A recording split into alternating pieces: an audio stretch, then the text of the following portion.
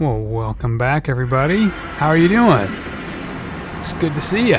Good to have you back. Back in Camelot County here. Here I am. How are you?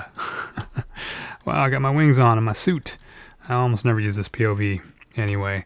Well, anyway, guys, welcome back to another Let's Play episode of Minecraft. Thank you guys for coming along. As you saw there in the intro, I did go and add a second layer to the gold farm. Adding that second layer to the gold farm was pretty fantastic in one way. It really increased the yield of zombie pigmen. That worked really well, so that was great. But the second thing that it did, it turned the gold farm into a ginormous lag machine. It literally went down to like 2 frames a second. I think what it is it's the XP. The XP builds up and just floats down there on top of the hoppers, and when there's about, I don't know how many, but whenever it reaches a certain number of XP, it just starts to bog down my machine. I don't know what to do with the XP in order to get it out of there, so it makes the gold farm, I think, practically unusable from a certain perspective, because I think once it gets to the super lag point, I don't think it's collecting items anymore. I don't think it's doing much of anything.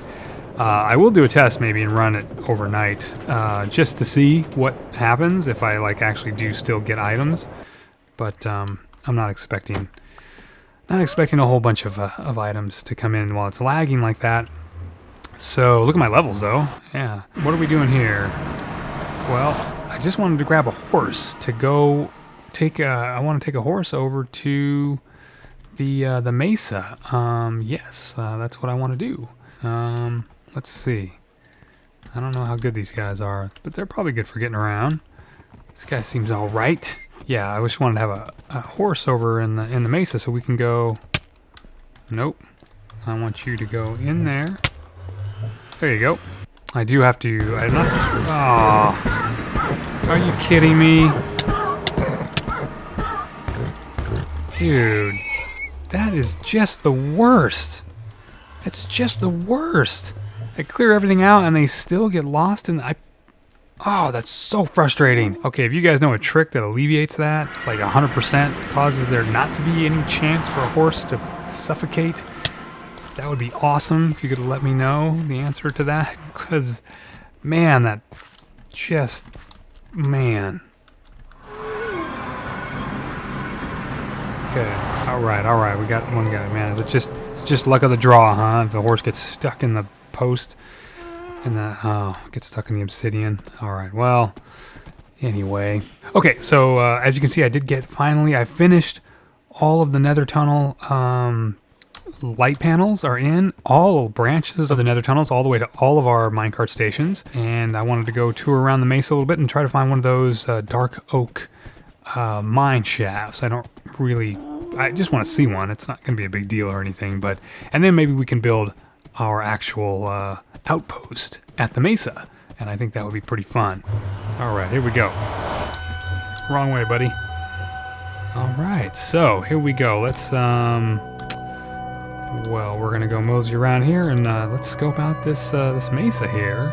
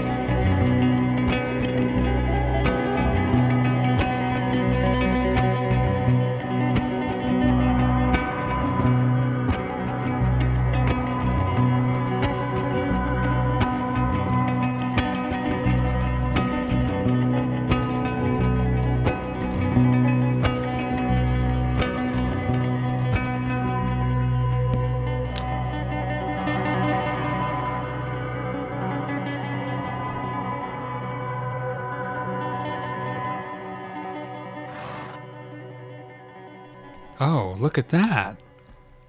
Yeah, that's one, right? There we go. There we go. That's a whole bunch of tunnel entrances right there. Okay, let's go down there. There we go. Stay there, buddy. Let's take a little screen snap so we don't lose so I don't lose his coordinates. Cause I'm CryinMo and that's what I'll do. Whoa, hello. Oh wow, skeleton spawner right off the bat. This is rad. Jeez. Very cool. Very cool. So I paused recording because I was going to take the horse back. Yeah, I tied him up right here. He immediately went through the portal. I went through the portal to find him. And he got lodged in the obsidian, suffocated, and died. They really need to fix that. There's very few things that I dislike about Minecraft. Very few. Because I know, whatever, I appreciate all the parts of the game. But some things are just frustrating. And that's just nonsense. All right, so it's been a day or so since I recorded the last bit, and I have a couple new things that happened here in the interim. I hooked up a new monitor. Yeah, it's actually pretty cool. Nice high resolution monitor.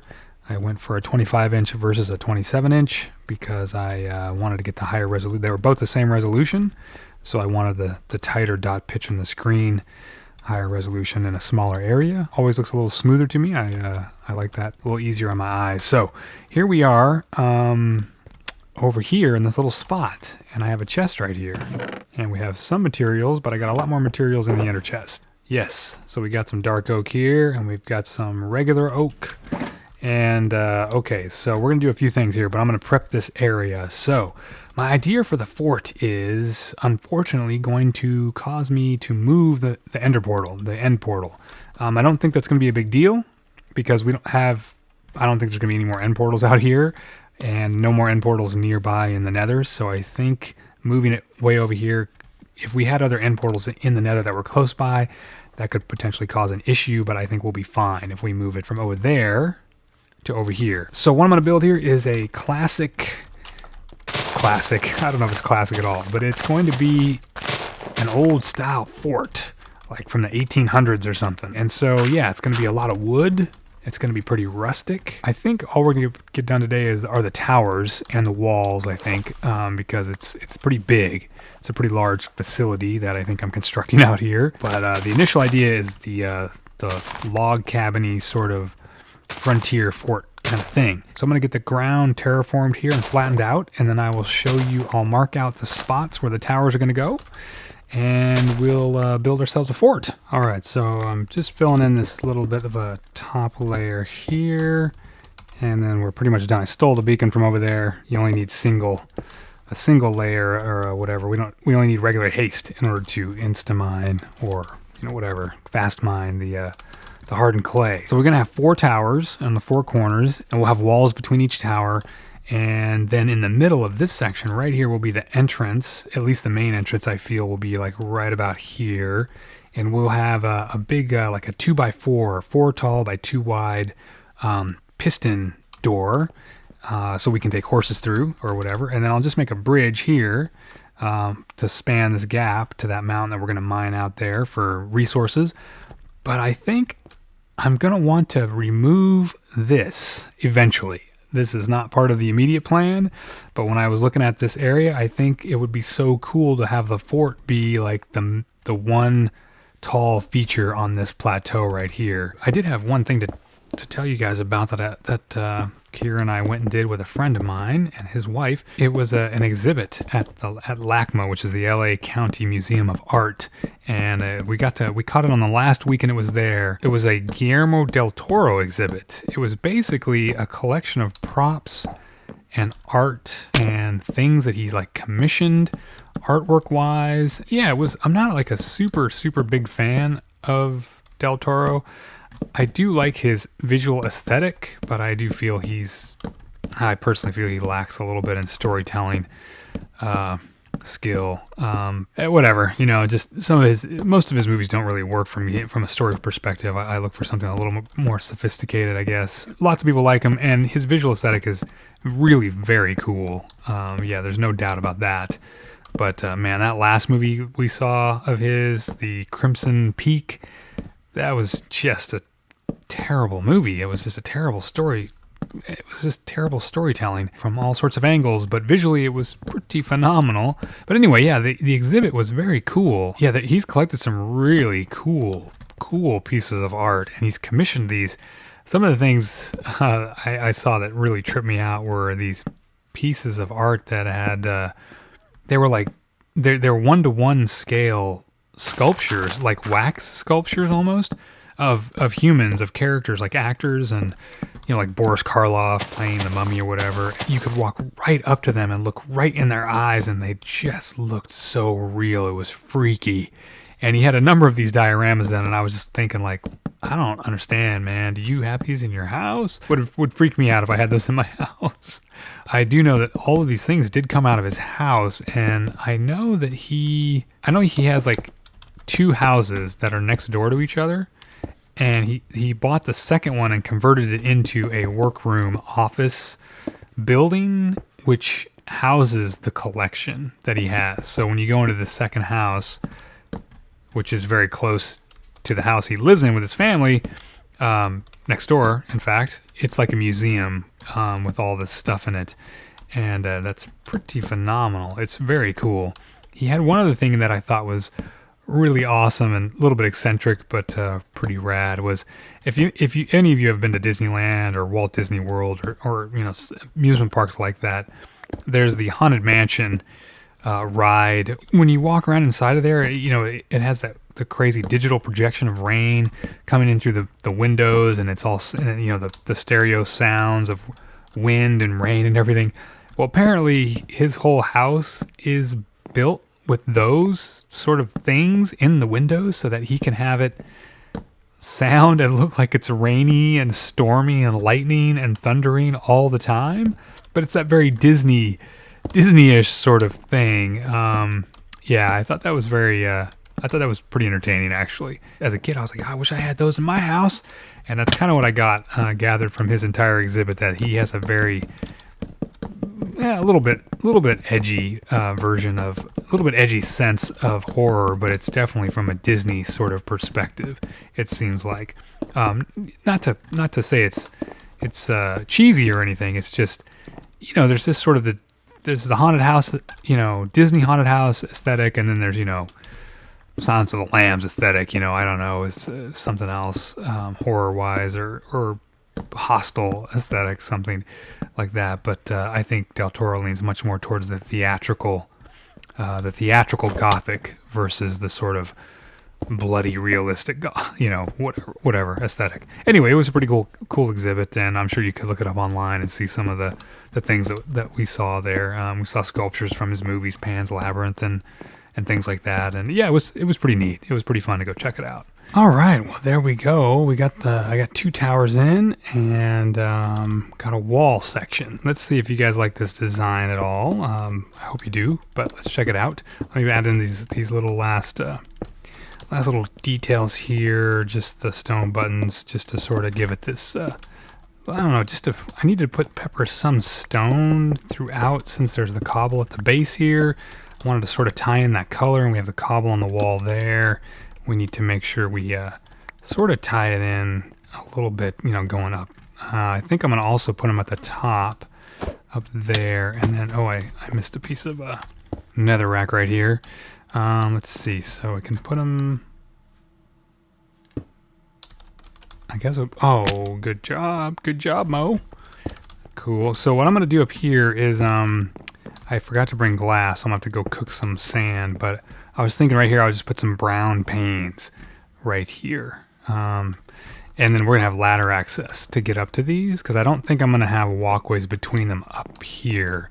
Maybe that could be a future thing. But something I was going to add down here is, well, I was going to add some leaves, but I didn't bring any birch because I'm just good that way in not remembering to do things. But I was going to do a little MC Noodler inspiration here. A little symmetrical shrubbery. I just don't know if the brown, I guess the brown fits. I guess the brown fits okay. The green in my test build looked really good. It's like it brought a little bit of the jungle greenness over here. So I'm not sure if I dig the brown leaves. I'm going to probably swap those out with birch, but I have to go all the way back to Camelot County to get some birch, because I don't know where there's any birch nearby. And yeah, these towers actually look pretty good if you were to replace the oak with acacia logs. Even with the orange sticking out, they're actually pretty striking. And I don't know, I just thought, you know what, I want to do a classic 1800s fort type thing, you know, sort of frontierlandish. And yeah, so I leaned away from the acacia wood, but it does look pretty good mixed in there. If you were just to swap out the oak with the acacia, it looks really good. Now the wall is not done here. I need to actually finish the wall section, which it's almost done. Obviously, this jungle fence looks a lot lighter. It's a lot brighter when it's not tucked into the shadow of the beams there. I am going to bring the birch leaves out and we'll try out the green. I think it'll look maybe a little bit nicer. But you know, it's a wall and it'll definitely keep out creepers and zombies and everything else. Let's build a gate first, the functioning piston gate, and then I'll add the other two towers, and that way it'll be you know, we'll wrap it all up in a succinct manner. But there we go. And then our last two, of course. And there we go.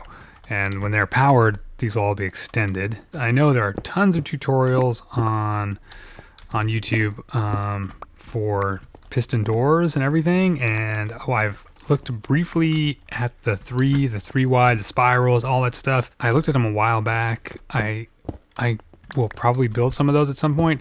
This one here, I'm actually just building completely on my own. I didn't look up anything as far as how, because I just wanted to see if I could make them work, at least because this particular thing seems like it'll be pretty simple. So now, if there's a piece of redstone on there that's hot, it'll fire both of these pistons. So, of course, redstone signal can run up through half slabs. We can't run back down through half slabs, but we only need it to run up. So that's all we're going to do here. And we can see it going this way. There we go. So we have a half slab there. And then we know we want that one there. So we want a half slab right here. And then we want a half slab right there. Right now the pistons are in their off state with the gate closed, but we need these to be extended while the gate is closed. So these need to be powered right now. So all of this circuitry needs to have power running through it so that these are extended. Then when we hit the button, of course, when we hit the button here, it'll unpower all the pistons and they'll retract. There we go. So now they're all extended. They've all grabbed them. And now if we were to turn off that signal, they pull them all away. And then they fire it back and they fire all the gate back in place. So now we want a way to turn this off when we hit this button right here. But now this is directly above this, and I don't think we want that to happen. So I'm going to move this guy back a little bit. I think we're going to put it right here. Yes, that still fires everything. Everything still works. So basically what we want to do is we need to, when you hit that button, we want a signal to run down, run through delay, and then run into this block with this torch. And in order to do that, so it'll turn the torch off, right? It's just going to be a sort of a typical, I say typical because if you use redstone a lot, then you'll know it's a typical thing. I'm still learning all this stuff, so it's not super typical for me, but this is apparently a typical delay, a way to do a delay like this. There we go. And then this signal here, it's when they go through there. It sort of cycles through this circuit, becomes a clock basically, but the clock becomes less long each time it cycles around because the comparators are subtracting 1 every time it gets fired up, and then it gets 1 less and 1 less and 1 less. Now here you see this joins automatically here We don't want this. We don't want this signal to come in and kick back and then go back through there again. So this is really simple. We're just going to put a block on top and it cuts that signal. So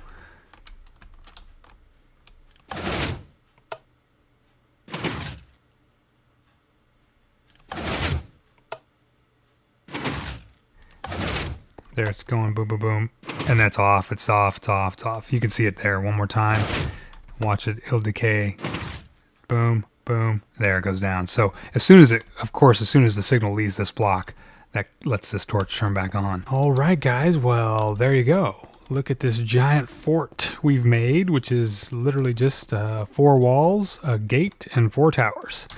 Well, there you go. This is the end of the Mesa fort. This is all we've got today. All right, guys, well, like I said, we're going to do some, obviously I'm going to be putting some interior stuff in here, some buildings, to populate this area. We're going to have our storage for all of our resources that we gather up here. I'm going to go track down that double spider spawner that I've been after for so long. I'm going to find one over there. I found a few. There's one that might actually work. There's actually one that might be a triple spawner possibly with an additional skelly spawner stuck in there with 2 spider spawners. So if it's in range, it's tricky. I got to go check it out. But anyway, I hope you guys liked the build today. I hope you liked what the fort ended up looking like. This is a great area, great location. I actually can't wait to remove that mountain. I think at some point once that mountain is down and everything is flat out here, and the fort is just standing by itself, I think it'll be pretty rad. Yeah, we'll do some different things to spruce it up, but that'll come out in some future episodes. But anyway, our gate works. Our piston door works really well. I'm pretty proud of that guy. It seems to be functioning okay. And yeah, I hope you guys enjoyed the episode. I hope you guys have a great couple of days. All right, guys, thanks for hanging out. This is CryinMo. I will talk to you guys later on. Take care.